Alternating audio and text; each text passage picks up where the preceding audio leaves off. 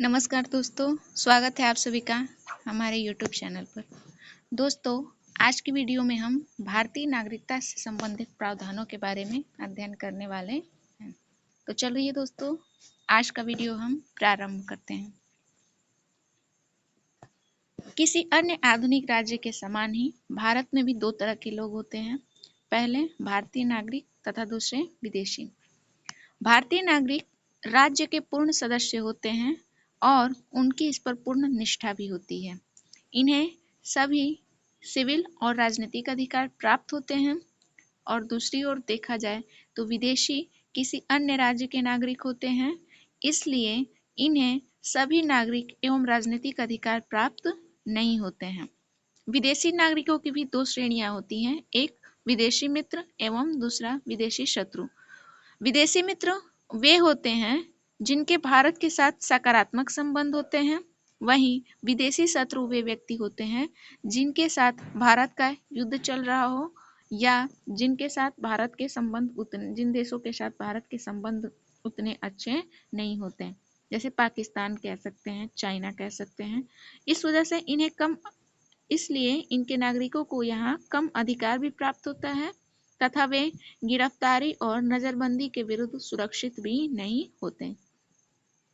भारतीय संविधान के भाग 2 में अनुच्छेद 5 से 11 तक नागरिकता का उल्लेख किया गया है। भारत में चूंकि एकहरी नागरिकता है, अर्थात हम केवल भारत के नागरिक हैं, राज्यों के नहीं, हम सिर्फ राज्यों के मूल निवासी होते हैं। भारत में नागरिकता जो है वह ब्रिटेन के संविधान से ग्रहण की गई है। नागरिकता पर पहला विवरण अरस्तू ने दिया था। भारत की नागरिकता 1955 के अधिनियम पर आधारित है और इसमें पहली बार संशोधन 1986 में किया गया था। अगर हम अनुच्छेद 5 की बात करें तो उसमें कहा गया है कि संविधान के प्रारंभ में दी गई नागरिकता का जिक्र किया गया है, अर्थात जब संविधान बना तो उन सभी लोगों को नागरिकता दी गई जो उस समय भारत के अंदर थे।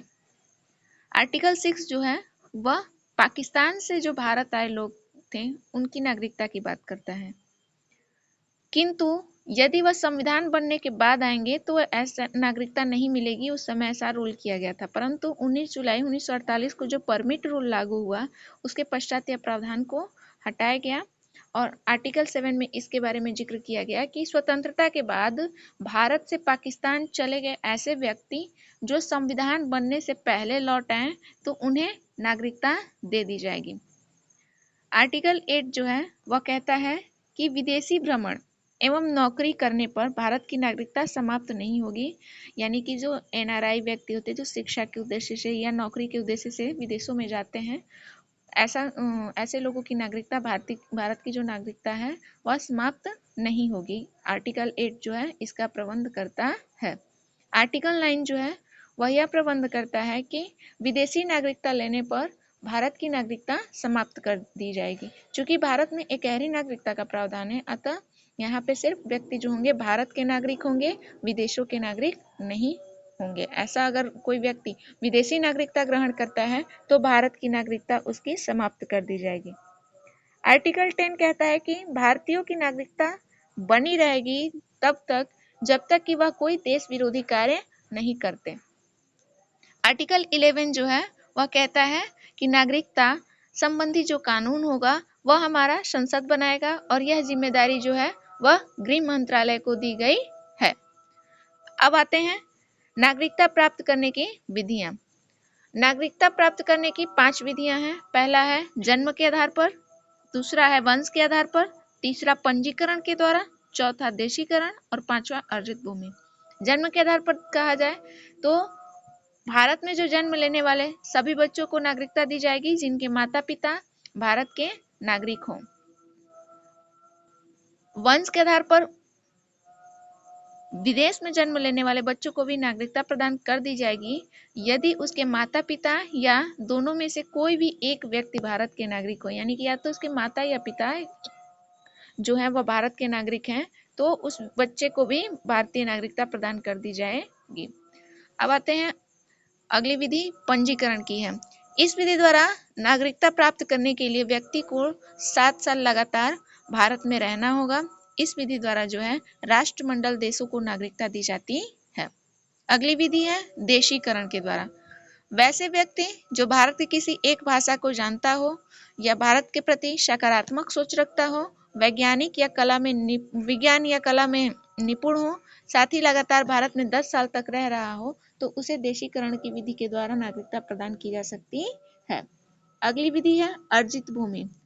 किसी भी विदेशी राज्य को यदि भारत में मिला लिया जाता है तो वहां के लोगों को नागरिकता दे दी जाती है। जैसे कि उन सिक्किम का भारत में जिस समय विलय हुआ था तो वहां के निवासियों को भारत की नागरिकता दे दी गई, और बांग्लादेश के जो परगना जिले हैं वहां पे भी भारत की नागरिकता प्रदान की जाती है लोगों को। अब आते हैं नागरिकता की समाप्ति की। नागरिकता की समाप्ति जो है किन आधारों पर की जा सकती है। तो नागरिकता की समाप्ति के लिए निम्न 3 प्रावधान किए गए हैं। स्वैच्छिक त्याग।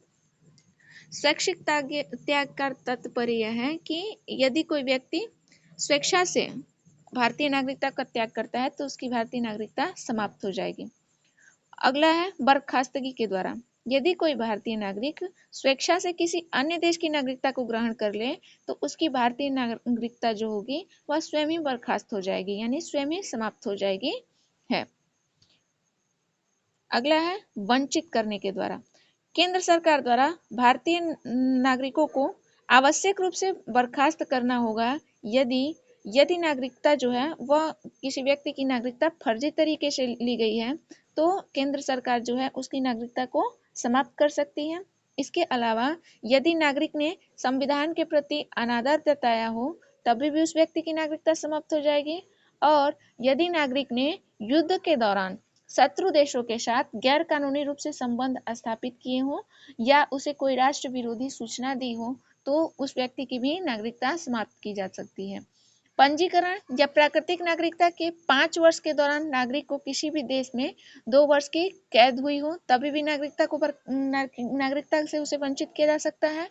इसके अतिरिक्त यदि नागरिक सामान्य रूप से भारत के बाहर 7 वर्षों से रह रहा हो तभी भी उसे भारतीय नागरिकता से वंचित किया जा सकता है।